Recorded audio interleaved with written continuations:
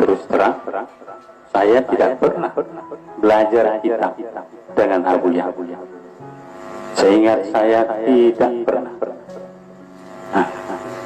Tetapi terus terang, sejak saya masuk di Darussalam, hati saya dan rasa simpati saya dari seluruh ulama-ulama di saat itu sampai keluar, apalagi sekarang, itu kepada Abu. Dan saya tidak tahu di saat itu kenapa saya lebih terasa kagum terhadap Abu Ya. Kemudian di saat itu saya belajar kitab-kitab dengan Abu Ya Mawati, dengan Buya Doktor, dan yang paling banyak mendidik saya, ayah saya memahami ilmu-ilmu kitab, yaitu almarhum Abu Nasir Wali. Kemudian di saat itu saya, ini cerita yang lalu, itu banyak ditugaskan oleh guru-guru saya untuk di saat itu Abu Ya belum seperti ini, masih belajar secara sembunyi-sembunyi. Dan kalau ingin mengetahui ilmu apa yang disampaikan oleh Abu Ya, itu harus datang ke PAUD. Dan pengajian hari Sabtu, setahu saya, sejak dari zaman itu sudah ada sampai sekarang. Saya sering mengikuti tawajuh.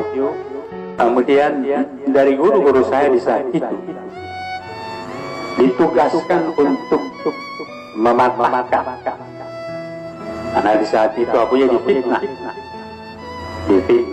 karena tertuduh Abu Ya itu sudah salik buta.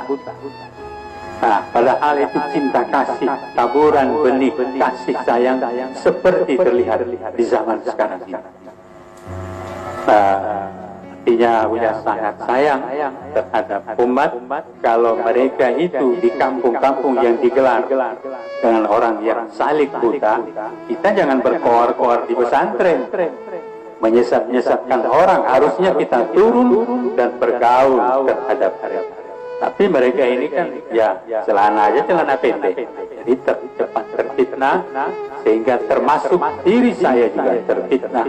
Apa Abu Ya ini? Bicara ilmu tapi bergaul dengan orang-orang fasik, orang-orang yang ibadahnya tidak terlihat, bicara tentang hakikat tetapi syariatnya tidak baik.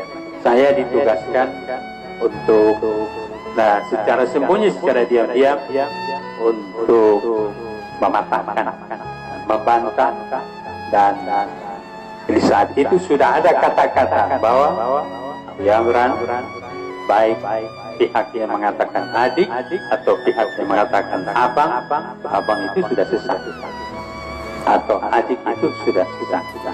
Nah, itu sudah dari dulu. Kemudian saya heran di saat itu, jadi saya pergi ke Umi, jadi bukan justru terbalik, hati saya lebih banyak tertarik. Kalau pergi ke Abu Ya seperti ini. Seperti ini kami bertiga tadi, ia malu Tengku Haji. Makan kita bertiga aja diperhatikan Abu. Subhanallah. Ya Allah, berjalan dari sana malu. Ya, kita bertiga, bagaimana kita ini menyusahkan? Sampai kita makan aja disuruh jemput. Belum ada Tengku Ahmad, belum ada Tengku Haji, belum ada Tengku Musuh. Abu Ya belum makan. Ya Allah. Dan di saat itu memang hamba Abu Ya sudah sejak dari sehingga terbalik hati saya. Jadi akhirnya Kalau di pihak sebelah, nah ini mohon maaf karena Abu ya sudah katakan terus terang tadi, sudah dimaafkan. Kalau saya dengan Abu Ya Nasir itu disuruh mematahkan. Kalau di depan Abu Ya, saya tidak bisa lagi ngomong karena begitu mulia akhlak.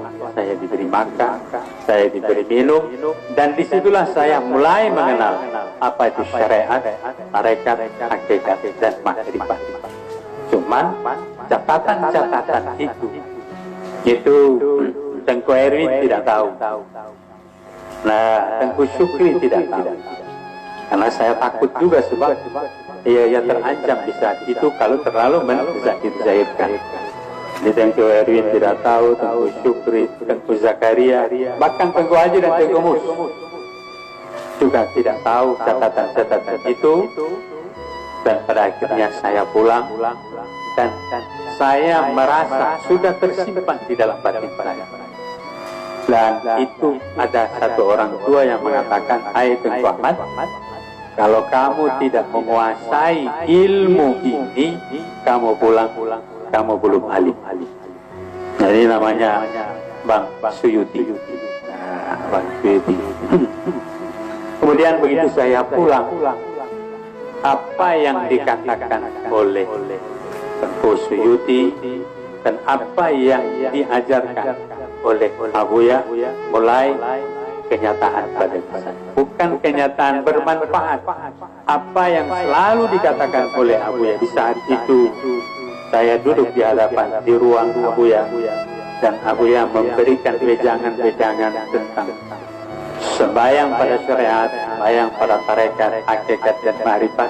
Saya juga belum paham sekali di saat itu, tetapi daya tarik itu yang membuat saya sadar di saat itu. Maka orang yang pertama sekali yang menerima Abu Ya, mohon maaf Tengku Haji, Tengku Mus, orang yang pertama menerima Abu Ya dari seluruh tengku-tengku tanpa dipaksa.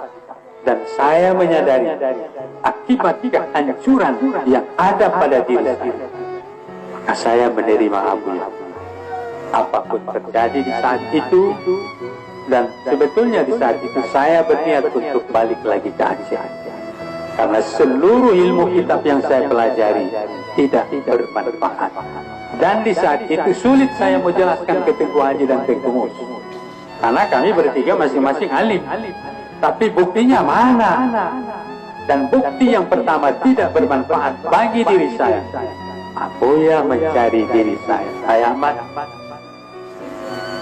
saya mau ke Sulawesi. Makan saya bentak. Ini bukti yang pertama. Di saat itu saya sedang mengurus ikan di pinggir pantai. Bayangkan Tengku Zakaria, apa tidak sedih kalian melihat saya di saat itu? Ya, bagaimanalah saya dulu, bukan paling alim tidak. Saya rasa di Darussalam tidak ada santri yang serajin saya di saat itu. Bukan main, mengajar ini satu grup lagi di sana. Ini belum selesai, di bawah sudah menunggu. Dan terasa sekali ilmu yang saya dapat, yang saya gelut, yang seluruhnya saya pelajari. Jangankan untuk orang lain, untuk diri pribadi saja terfitnah. Nah, rusak kedengkian, rasa dendam. Kami bertiga terus terang. Kalian melihat mesra seperti ini kami bertiga. Oh dulu jangan begini. Nah, sebab dunia yang ada di hati Tengku Ahmad, dunia yang ada di hati Tengku Haji, Tengku Mus. Nah, jadi baru betul-betul dunia. Ya Allah, luar biasa. Dan di saat itu dengan kasih sayang, ia sampah diri saya dan keluarga saya. Abu yang menelpon, "Ayah Ahmad, saya ini Abu siapa kamu?" Bahkan bayangkan, saya bentak Abu Ya. Karena saya sedang mengurus ikan dan akan dikirim ke pabrik bosnya Tengku Haji. Bosnya Tengku Haji, dia hati-hati. Bos ini macam-macam harganya. Harga 10.000, dia bilang 8.000. berapa kali untung sekian ton, bayangkan mahali, nah dikupas-kupas, nah berapa, bagaimana kita di pesantren itu, kita itu sampai ketek kemetoknya itu, nah sehalus-halusnya, tapi kedengkian itu, ya Allah, fitnah luar biasa. Jadi atas dasar itulah saya himbau sekalian, makan seluruh tengku-tengku sementara Buya masih hidup, sementara Buya masih punya kesempatan. Marilah kita pergunakan kesempatan ini. Kami saja jauh datang kemari hanya sekedar agar tersimpan wajah Buya dalam ingatan dan di dalam hati. Qad kana lakum fi Rasulillahi uswah. Uswah maksudnya suri teladan, yang menjadi teladan yang bisa zahir, bisa dilihat oleh biji mata dan mata hati. Sekarang ini seperti dikatakan oleh Buya, ya cuma syariat, ilmu dan amal, ilmu amal, ilmu amal. Akhirnya terpijak dengan ilmu dan pengamalan. Tidak terasa bahwa ilmu dan amal itu hal tidak tersangkut dari Allah, apalagi syukur menyaksikan keberadaan Allah pada alam semesta dan pada diri kita. Apa artinya maulid ini yang kita lakukan? Muhammad itu Nabi Muhammad insan kamil yang punya tubuh, punya hati, punya roh dan punya sir. Nabi Muhammad sudah 1400 Hijriah yang lalu. Kalau ilmu zahirnya banyak kita, tetapi hati Nabi Muhammad, karek sangkutan roh Nabi Muhammad, sir Nabi Muhammad, ini kurang ditampilkan pada tiap-tiap peringatan Maulid Nabi. Zikir sajalah zikir lalai, berarti Maulid lalai kita ini. Kalau tidak ada tauhid,